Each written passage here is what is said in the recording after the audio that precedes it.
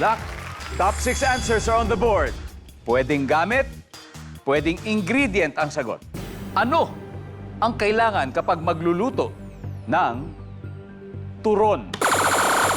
Jane. Mantika po. Mantika. Mantika, nandyan ba yan? Siyempre, nandyan ang mantika. JB, pwedeng gamit o pwedeng ingredient? Anong kailangan pag magluluto ng turon? Asukal. Asukal, nandyan ba ang asukal? Manamis-namis. JB, pass or play? Play! Let's go, Pantawid Pamilya. Round 1. Marian? Ay, wow! Ano ba? Pwede yung gamit, pwede yung, yung ingredient. Kailangan kapag magluluto ng turon, Marian? Ang saging! Siyempre yung saging. Number 1 sa listahan. Services. Abby, ano kaya ingredient o gamit para magluto ng turon? Kawali! Kawali. Nandiyan ba ang kawali? Pwede. Ansley. Stove! Stove. Yes. Okay. Services. Wala. Okay, JB, meron pa.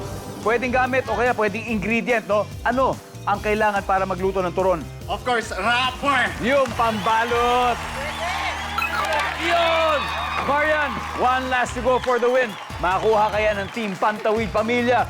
Pwedeng gamit, pwedeng ingredient. Sagot, anong kailangan kapag magluluto ng turon? Sandok! Sandok! Services. Wala.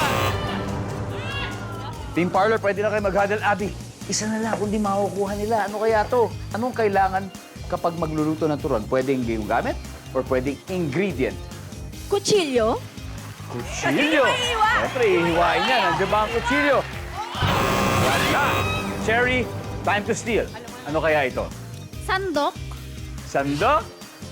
Juliet? Tong. Tong. Okay, Emily? Tong. Tong? Okay, dalawang tong, isang sandok. Jane, ano kaya ang iyong sagot? Pwedeng yung gamit o pwedeng ingredient? Ano kaya ang kailangan kapag magluluto ng turon, Jane? Susundin ko na lang po silang dalawa. Tong po. Tong! Nandiyan ba yan? Survey says, boom!